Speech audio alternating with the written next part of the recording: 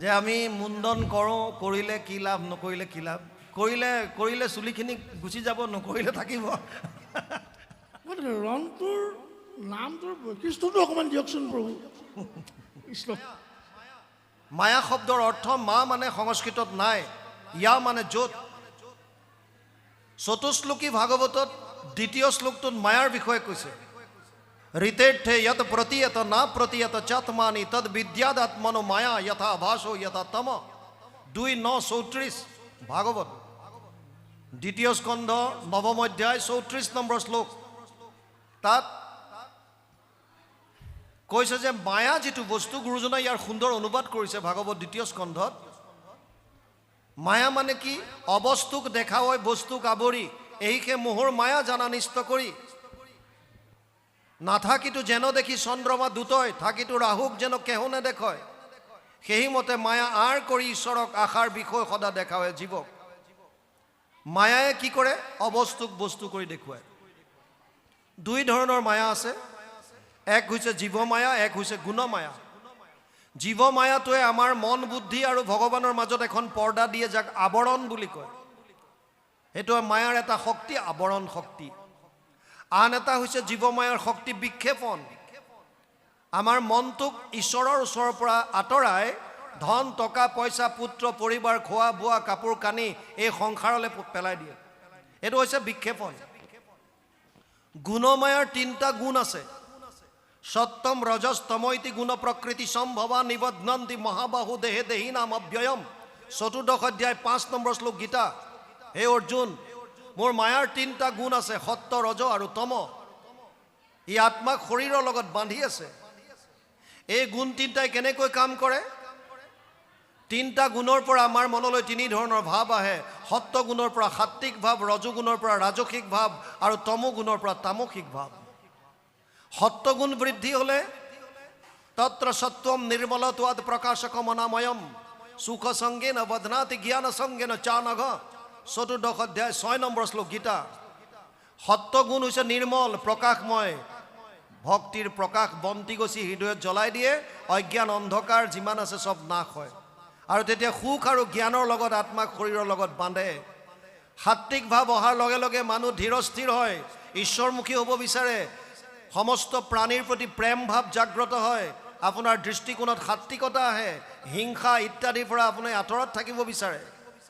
ৰজগুণ যেতিয়া বাঢ়ে, ৰজো ৰাগাত্মকম বৃদ্ধি তৃষ্ণা সংগ সমুদ্ভৱম তাত নিবদ্ধন্তি কৌন্তেয় কৰ্ম সংগেন দেহিনাম। 14 অধ্যায় 7 নম্বৰ শ্লোক গীতা। ৰজগুণ আসক্তি বঢ়ায়। পুত্ৰ পৰিবাৰ ধন টকা পইচা ঘৰ দুৱাৰ কেৱল আসক্তি, এটাচমেণ্ট আৰু তৃষ্ণা। যিমান পায় আৰু লাগে। এজন মানুহে ৰাতিপুৱা খোজকাঢ়িবৰ কাৰণে ওলাইছে, গেটখন খুলিছে, এটা বেগ দেখা পাইছে, ক'লা বেগ এটা। চেইনডাল খুলি চাইছে, চব 500 টকীয়া নোটৰ বাণ্ডল। আৰু ইফালে সিফালে চালে কোনো মানুহ নাই, বেগটো লাহেকৈ উঠাই লৈ আহিল। আহি দুৱাৰ মাৰি দিলে, পৰ্দা টানি দিলে, খিৰিকী বন্ধ কৰি বিচনাত টকা ঢালি দিছে। আৰু ঘৈণীয়েকক মাতিলে, হে শুনিছা, আহা এইফালে, গন্তি কৰা। দুইজনে পুৰা গন্তি কৰাত লাগিল। কিমান ওলাল? 99,500, 99,500। আৰু এতিয়া ওপৰলৈ চাই কৈছে, হে প্ৰভু, আৰু 500 টকা দিয়া হ'লে পুৰা 1 লাখ হৈ যায়। আৰু 500। বুজি পাইছে নাই? 99,500 পায়ো সন্তুষ্টি যাৰ নাই, এইটো কিহৰ কাৰণে? ৰজগুণ। ৰজগুণ বাঢ়িলে জাক জমকতা, নেম এণ্ড ফেম, মোক মানুহে জয় জয়কাৰ কৰক, মোৰ গুণ গৰিমা গাওক, মই গ'লে অকণমান স্পেচিয়েল কোৱালিটি এটা দিয়ক, মোক পিন্ধোৱা গামোচাখন অকণ স্পেচিয়েল হওক, মোক দিয়া জাপিটো অলপ বেলেগ ধৰণৰ, মোৰ চকীখন অকণ বেলেগকৈ সজাওক। নেম এণ্ড ফেম, নাম আৰু যশস্যা যোনে বিচাৰে, জাক জমকতাত বেছিকৈ গুৰুত্ব দিয়ে, সেইবিলাক হৈছে ৰজগুণৰ কাম। আৰু তমগুণ, তমস্তু অজ্ঞানজম বৃদ্ধি মোহনম সৰ্বদেহিনাম প্ৰমাদ আলস্য নিদ্ৰাভি তদ নিবধ্নন্তি ভাৰত। 14 অধ্যায় 8 নম্বৰ শ্লোকত কৈছে, হে অৰ্জুন, তমগুণটোতো অজ্ঞানতাৰ প্ৰতীক। তমগুণ বাঢ়িলে, তামসিক ভাৱ যেতিয়া আহিব, এজন মানুহে 3টা কাম কৰিবলৈ মন যায়। প্ৰথম হৈছে প্ৰমাদৰ দৰে। প্ৰমাদ মানে উন্মত্ত, পাগল। দ্বিতীয় হৈছে এলেহুৱা, কৰ্তব্য কৰ্মবিলাক কৰিবলৈ ইচ্ছা নকৰে, পাছত কৰিম বুলি থৈ দিয়ে। আৰু 3 নম্বৰ হৈছে শুই থাকিব বিচাৰে কেৱল। এই তিনিটা ভাৱ যেতিয়া আহিব গম পাব যে মোক তমোগুণৰে অধিকাৰ কৰিলোঁ। ভগৱান কৃষ্ণই কৈছে যে চৈব সাত্বিকা ভাৱ ৰাজসস্তামচ সয়ে মত্তৈবেতি তান বিধি নাচ হম তে সুতে মই। সপ্তম অধ্যায় 12 নম্বৰ শ্লোক গীতা।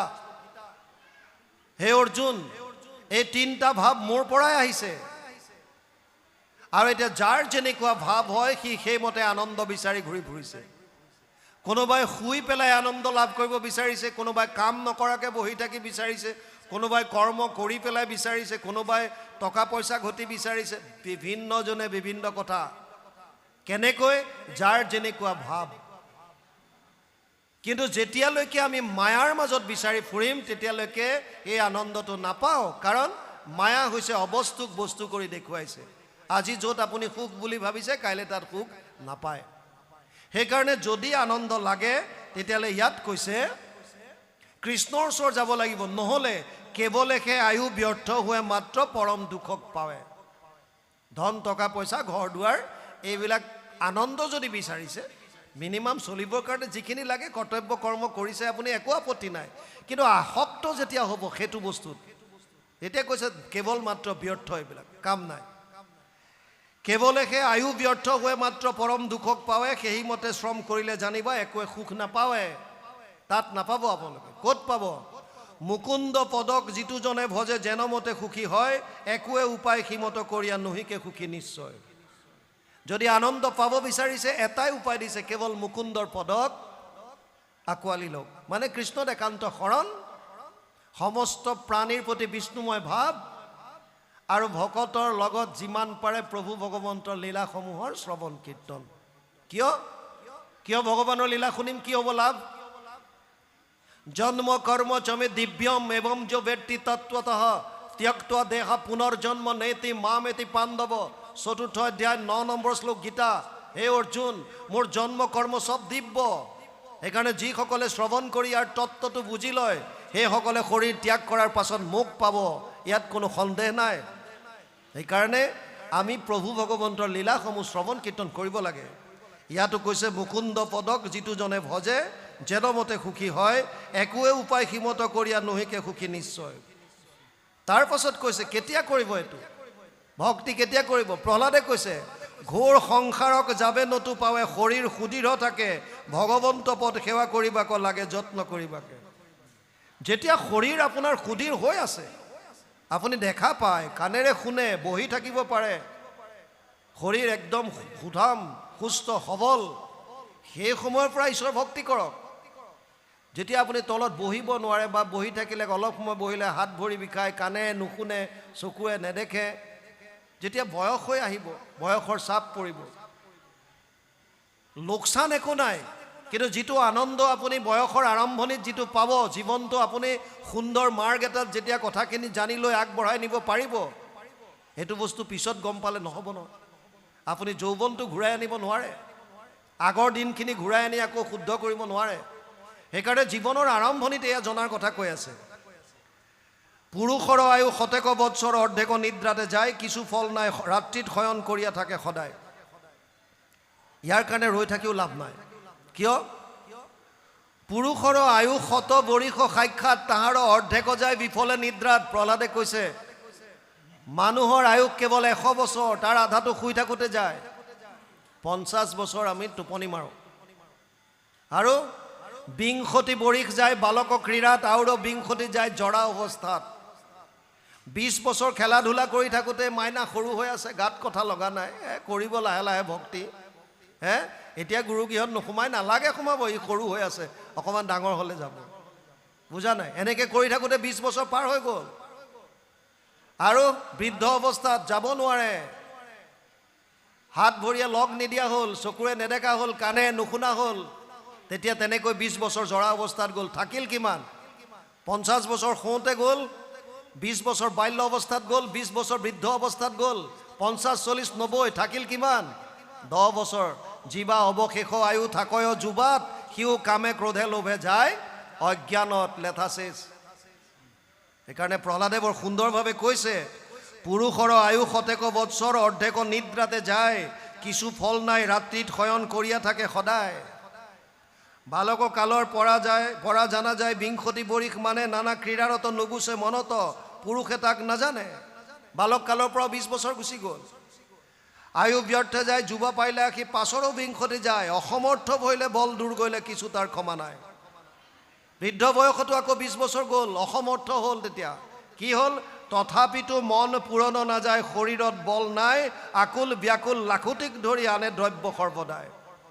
নোৱাৰে, দাঁত নাইকিয়া হ'ল, চুবাব নোৱাৰে, তথাপিতো জোল চাই অকণ দে, সিবিধে চুবাব নোৱাৰোঁ, জোল চাই অকণ দে, হে সেইটো থাকি গ'ল লাষ্টলৈকে, জোল চাই। সিভাগ টানিবলৈ নাই, দাঁতেই নাই, কি খাব? জোল চাই অকণ দে, তথাপিতো তৃষ্ণাটো আছে। বৈৰাগ্যৰ ভাৱে আনিব নোৱাৰিলোঁ গোটেই জীৱনটো। ভক্তি কৰিলোহে কৰিলোঁ, এতিয়াও খোৱাত আসক্ত, পিন্ধাত আসক্ত, অমুকত আসক্তি, তমুকত আসক্তি, কি কৰিলোঁ? জ্ঞান বৈৰাগ্য দুটা ভক্তিৰ সন্তান বুলি কৈছে। যদি আপুনি ভক্তিক লৈছে, ভক্তিক মাতৃ বুলি কৈছে, তাৰ দুটা সন্তান জ্ঞান আৰু বৈৰাগ্য, যি দুটা লগত থাকে। যদি আপুনি ভক্তিক ধাৰণ কৰিছে, মাকক লৈ আহিছে, তেতিয়াহ'লে পিছে পিছেতো সন্তান দুটা আহিবই লাগে। জ্ঞান আৰু বৈৰাগ্য ভক্তিৰ লগত থাকে, তাৰ মানে আমি ভক্তি ধাৰণ কৰিব পৰাই নাই। ভগৱানে কৈছিল 11টা ইন্দ্ৰিয় দিছোঁ, 10টা ইন্দ্ৰিয় তহঁতে তহঁতৰ সংসাৰৰ কামত লগা, মোক মাত্ৰ এটা ইন্দ্ৰিয় দে, 5টা জ্ঞানেন্দ্ৰিয়, 5টা কৰ্মেন্দ্ৰিয় সংসাৰৰ কামত লগাই থাক, খাও পিও এশ কৰোঁ, মোক এটা ইন্দ্ৰিয় দিবলৈ কৈছে। কোনটো? মন মনা ভৱ মদ ভক্ত মধ্যাজি মাম নমস্কৰো মামে বৈশ্যসী সত্যম তে প্ৰতিজানে প্ৰিয়সীমে। 8শ অধ্যায় 65 নম্বৰ শ্লোক গীতা। মাধৱ পুৰুষে অনুবাদ কৰিছে, মোতে মাত্ৰ সদা দিয়া মন, মোৰ ভক্ত হোৱা সৰ্বক্ষণ, মোকে পূজা মাত্ৰ, মোকে কৰা নমস্কাৰ। কহিলো তোমাতো সত্যবাণী, পাইবা সুখে মোক মহামানী, তুমি প্ৰিয়তম সুহৃদ সখী আমাৰ। মনটো বিচাৰিছিল ভগৱানে, আমি ইয়াৰ উল্টাটো কৰিলোঁ। ইন্দ্ৰিয়ৰ দ্বাৰা ভক্তি কৰিলোঁ, 45 মিনিট নামত বহি হাত চাপৰি বজালোঁ, মুখেৰে গালোঁ, কিন্তু ভাৱত একোৱেই নাই। উঠাৰ লগে লগে কোনোবাই বিচাৰিছে চাধা অকণ মাৰ, হে কোনোবাই তামোলান, কোনোবাই কিবা হাঁহি খিকিন্দালি। 45 মিনিট ঈশ্বৰৰ নাম লোৱাৰ পাছত প্ৰভাৱ নাই শৰীৰত। কিয়? ভাৱ অহা নাই, ভাৱ।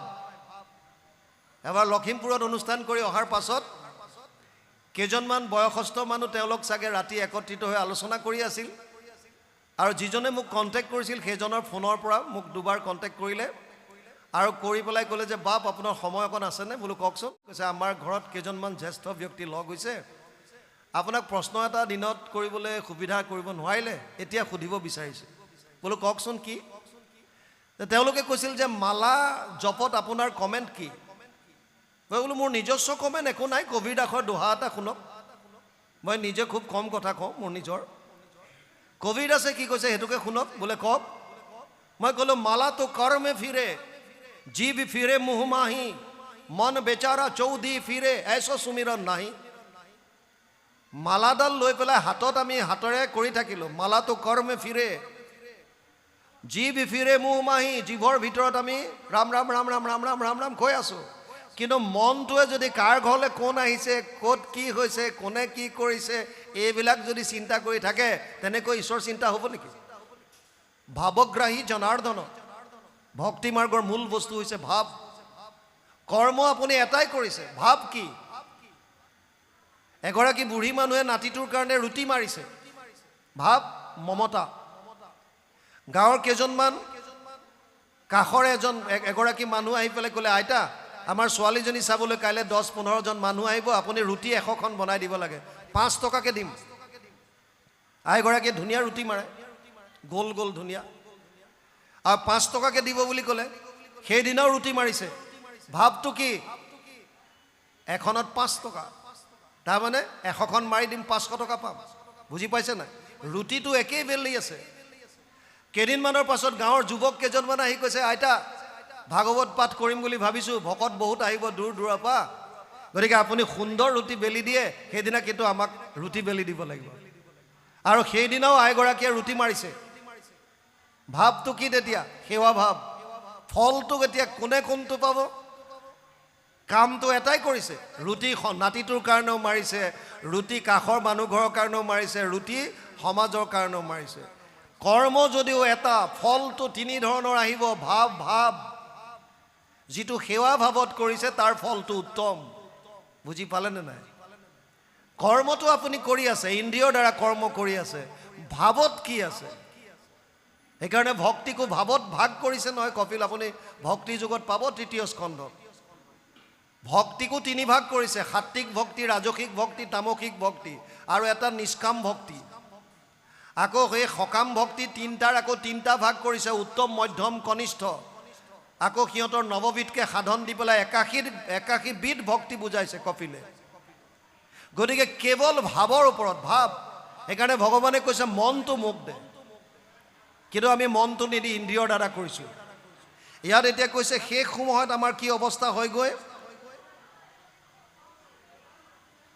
বলৱন্ত কাল তাহাক পুৰিবে নপাৰ একো কালে, শিশৱ বৎসৰ এই মতে যায় বিষয় মিছা জঞ্জালে। আৰু শেষ অৱস্থাত কেনেকুৱা হয়গৈ? চক্ষুও নমনে, কাণে নুশুনয়, তথাপি তৃষ্ণা বিস্তৰ, সেইমতে সিটো গলি পচি যায় অধম পাপী বৰ্বৰ। চকুৱে যেতিয়া নেদেখা হ'ব, কাণে নুশুনা হ'ব, তথাপিও তৃষ্ণা আৰু বাঢ়ি যাব, আৰু লাগে। সেইকাৰণে কৈছে সেইমতে সিটো গলি পচি যায় অধম পাপী বৰ্বৰ। বুলিবা যৌৱন কাল মানে এইটো বিষয় ভোগ কৰিব, বৃদ্ধকাল ভৰিলে বিৰকত হৈ পাছতো মুখ্য সাধিব। যদি প্ৰহ্লাদে প্ৰশ্ন কৰিছে, যদি কোনোবাই ভাবে যে যৌৱন কালটো আমি বিষয় ভোগ কৰোঁ আৰু যেতিয়া বৃদ্ধকাল আহিব তেতিয়া ঈশ্বৰ চিন্তা কৰিম, এইটো অসম্ভৱ। আপুনি সৰু কালিৰ পৰা যিটো অভ্যাসত পৰিণত কৰিব, পিছৰ কাললৈ সেইটোৱে আহিব। সেইকাৰণে অভ্যাসটো সৰু কালিৰ পৰা এটাই কৰিব দিছে, কৃষ্ণত একান্ত ভক্তি। আৰু প্ৰহ্লাদৰ মূল বস্তুটো সেইখিনিয়ে আছিল। বাপ বন্ধ ভাই মাতৃ সমস্ত যথেষ্ট সময় হ'ল। আপোনালোকে যদি আদেশ দিয়ে, ইয়াত এজন বেলেগ পাঠক আহিব, পাঠ চলি থাকিব। আমি যিহেতুকে বিশ্বনাথ চাৰিআলিলৈ যামগৈ, বহুত সময় বহিলোঁ, ৩.৫ ঘণ্টা ৪ ঘণ্টা সময় বহিলোঁ আপোনালোকৰ লগত। আপোনালোকে ইমান শ্ৰদ্ধা সহকাৰে শুনিছে, সেইকাৰণে ভাল লাগিছে। প্ৰহ্লাদে যিখিনি উপদেশ দিছে তাৰ অকণমানো যদি আমি ল'ব পাৰোঁ, আমি যদি উপলব্ধি কৰোঁ যে এই শৰীৰটো কিমান দুৰ্লভ, মই পাইছোঁ, গতিকে ইয়াক মই বেয়া কামত নলগাই ভাল কামত লগাওঁ। মই যদি কাৰোবাৰ কিবা অকণমান উপকাৰ কৰিব পৰা নাই, বাদ দিয়ক, অপকাৰ নকৰাকৈ যদি থাকিব পাৰোঁ। মই পুণ্য কৰিব পৰা নাই, বাদ দিয়ক, পাপ নকৰাকৈ যদি থাকিব পাৰোঁ। বুজি পাইছেনে?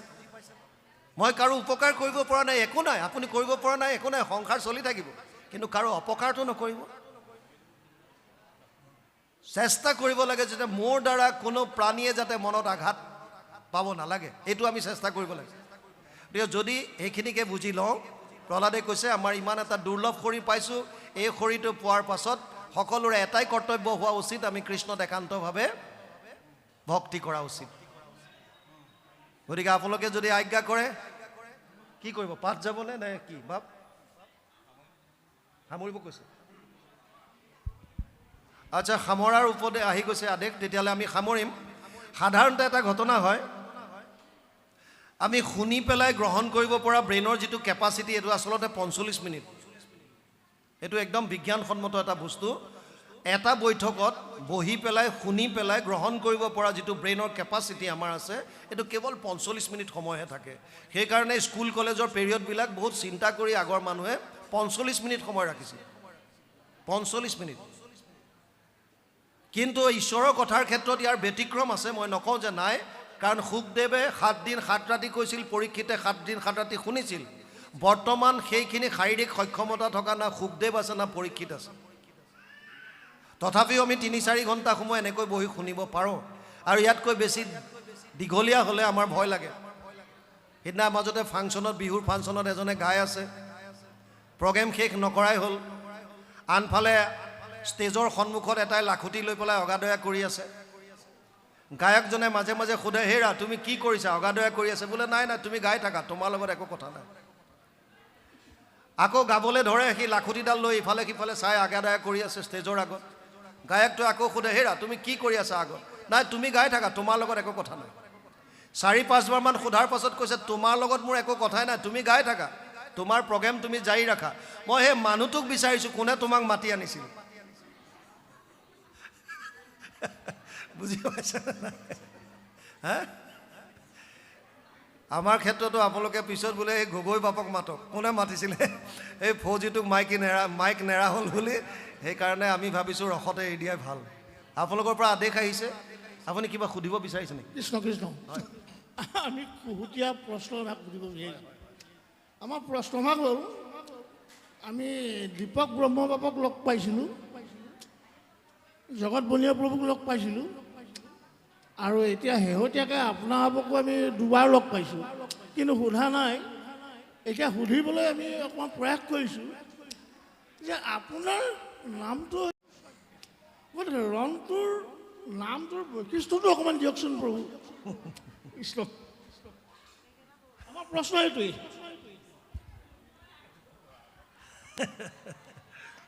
ৰন্তু শব্দটো আপোনালোকে পাব ৰাস ক্ৰীড়াৰ প্ৰথম শ্লোকটোতে পাব।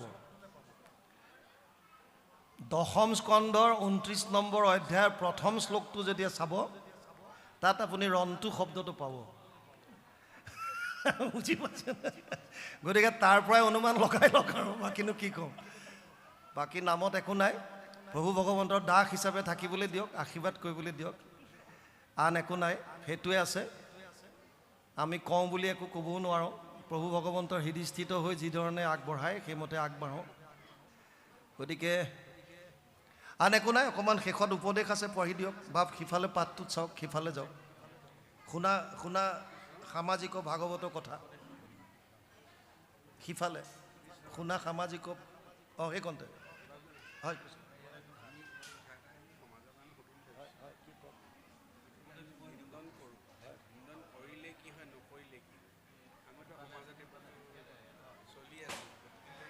কৃষ্ণ কৃষ্ণ।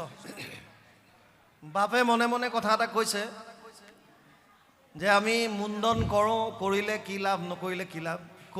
কৰিলে চুলিখিনি গুচি যাব, নকৰিলে থাকিব। কি হ'ব হে? কৰিলে চুলিখিনি গুচি যাব, নকৰিলে থাকিব।